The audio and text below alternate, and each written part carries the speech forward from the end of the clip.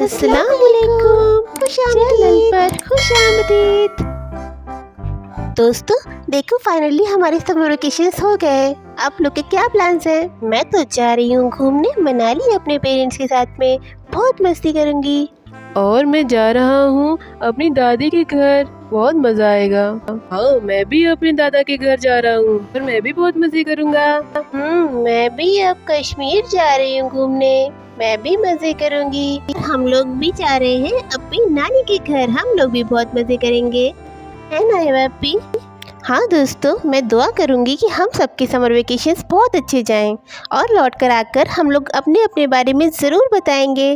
चलें अब हम लोग घर के लिए निकलते हैं। Happy summer vacations.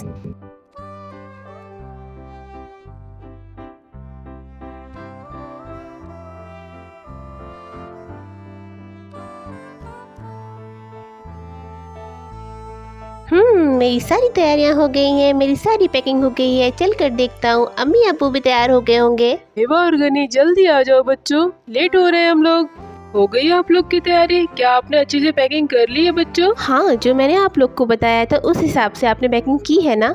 और आप लोग को ख्याल रखना है कि वहाँ पर आप लोग कोई शैतानी ना करें। जी अम्मी अब्बू, हमने सारी तैयारी अच्छे से कर ली है और हम लोग कोई शैतानी नहीं करेंगे। अच्छे बच्चे बनकर रहेंगे। अम्मी अब्बू, नाना के घर बहुत मजा आएगा। हम लोग वहाँ बहुत घूमेंगे और नानी से अच्छी अच्छी कहानी सुनेंगे। हाँ मेरे बच्चे, बहुत मजा आएगा। आप लोग बस ख्याल रखें कि आप लोग अच्छे तरीके से रहिएगा। चलें अब हम लोग चलते हैं।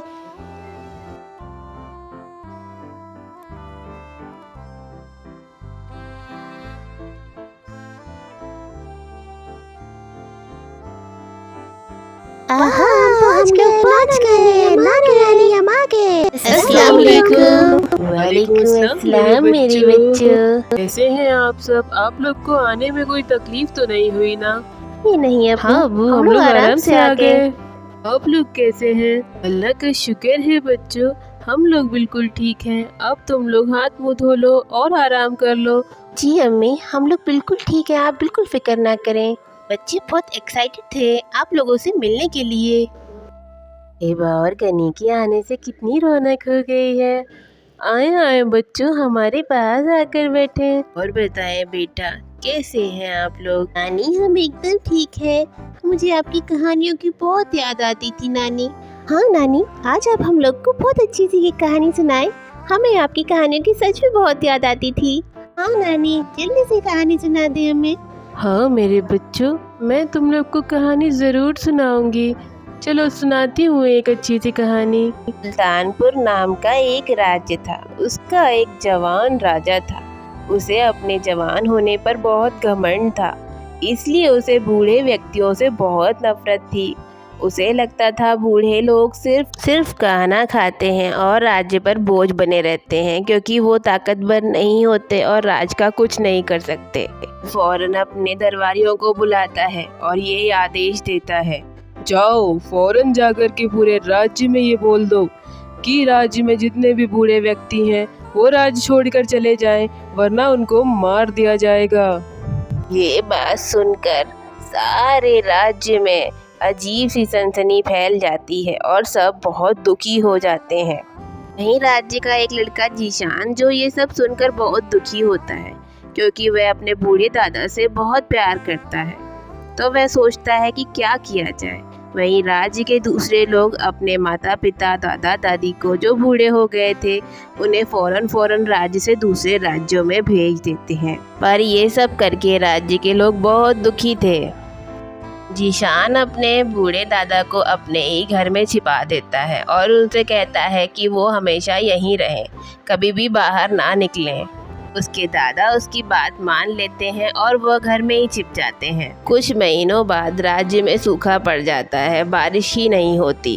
राज्य के लोग सूखे से एकदम परेशान हो जाते हैं और धीरे धीरे अनाज की भी तंगी होने लगती है। जीशान ये बात अपने दादा को बताता है। वो बताता है कि राज्य बहुत बड़े संकट में है जीशान के दादा जीशान की बात सुनते हैं और वो फौरन ही उसको राज्य से कुछ दूर एक झरने के बारे में बताते हैं जो गर्मियों में ही होता है, और कहते हैं कि तुम ये बात जाकर राजा को बताओ कि वे सेना की मदद से उस झरने का पानी राज्य की तरफ मोड़ दें। जीशान फौरन ही राजा के पास जाता है और जाकर राजा से कहता है, महाराज, राज्य से कुछ दूरी पर एक झरना फूटा हुआ है जो अगर हम लोग चाहें तो उसका कुछ पानी अपने राज्य की ओर मोड़ सकते हैं और हमारे राज्य में पानी की कमी खत्म हो जाएगी। तुम मुझे बताओ कि राज्य में पानी की कमी को कैसे पूरा करना है। भाग जाओ यहाँ से इसी वक्त। जान बेचारा फौरन ही राजा के पास से चल देता है और वह ठान लेता है कि वह अकेले ही उस झरने के पास जाएगा। कई दिन चलने के बाद और कई परेशानियों को झेलने के बाद वह धीरे धीरे झरने की तरफ बढ़ने लगता है। वह देखता है कि झरने के आसपास काफ़ी हरियाली है। जीशान झरने के पास पहुंच जाता है और झरना देखकर बहुत खुश होता है। झरने को देखकर वह खुशी से झूम उठता है और वह धीरे धीरे सोचने लगता है कि इसके पानी को कैसे काटा जाए। वह किनारे से पत्थरों को हटाना शुरू कर देता है जिससे एक नाली जैसी बन जाती है और पानी कट करके कुछ दूरी तक फैल जाता है। जीशान अपने साथ कुछ अनाज के दाने ले जाता है और वह फौरन ही उन अनाज के दानों को उस जगह पर बो देता है और इंतज़ार करने लगता है। धीरे धीरे वहाँ पर अनाज उगना शुरू हो जाता है और कुछ ही दिनों में वहाँ पर अनाज उगने लगता है। छोटे छोटे अनाज चारों तरफ से उग आता है। ये देखकर जीशान बहुत खुश होता है और वहाँ पर आने जाने वाले लोग भी इस चीज़ को देखते हैं कि जीशान ने कैसे पानी को मोड़कर अनाज को उगा लिया है। वे लोग फौरन ही राजा के पास जाते हैं और बताते हैं कि जीशान ने पानी को मोड़ करके वहाँ पर अनाज उगा दिया है। जब राजा ये बात सुनता है तो वो हैरान हो जाता है और वह फौरन ही दरबारियों को बुला करके इस बात की पूरी जानकारी निकालने के लिए बोलता है। दरबारी भी उसको यही बात बताते हैं कि ये बात बिल्कुल सच है। राजा फौरन ही आदेश देता है कि झरने पर तुरंत काम शुरू करवाया जाए और झरने का पानी राज्य की ओर मोड़ा जाए, और ऐसा ही होता है। कुछ ही दिनों में राज्य में पानी आ जाता है। हर एक कुएं, नदी, नाले सब एकदम पानी से भर जाते हैं। इससे लोग बहुत खुश होते हैं और राजा को दुआएं देने लगते हैं। राजा फौरन ही जीशान को बुलवाता है और उसको बहुत बधाई देता है, साथ ही उसको उसकी होशियारी के लिए उसको सराहता है। पर उसको जीशान बताता है कि ये उसका काम नहीं है, ये उसके बूढ़े दादा की सूझबूझ है जिसकी वजह से ये सब हो पाया है। जीशान राजा को सारी बात बताता है कि कैसे उसने अपने दादा को अपने घर में छिपाया।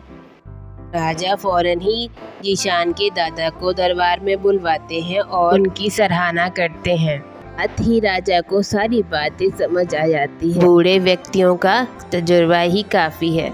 राजा उनकी बहुत प्रशंसा करता है। राजा ये आदेश करवाता है कि राज्य के सारे बूढ़े व्यक्तियों को वापस बुला लिया जाए। साथ ही वह ये भी आदेश करता है कि वह अपने परिवार में भी बूढ़े व्यक्तियों को रखेगा ताकि उसको सही सलाह मिल सके हमेशा। तो समझे मेरे बच्चों, बूढ़े लोगों का तजुर्बा ही काफी होता है। और मुझे बताओ कि तुम लोग को कहानी कैसी लगी। नानी शानदार कहानी थी। अब नाना आप हमें बताएं कि कब आप हमें अपने बाग घुमाने लेकर चलेंगे और हमें तालाब भी घूमना है, मछलियाँ देखनी है। आप हमें कब ले चलेंगे? हाँ मेरे बच्चों, आज तुम लोग आराम करो, हम लोग कल सुबह से ही खूब घूमेंगे और मज़े करेंगे। अगर आपको हमारी वीडियो पसंद आ रही है तो प्लीज हमें लाइक शेयर सब्सक्राइब करें। हम चलते हैं, फिर मिलेंगे।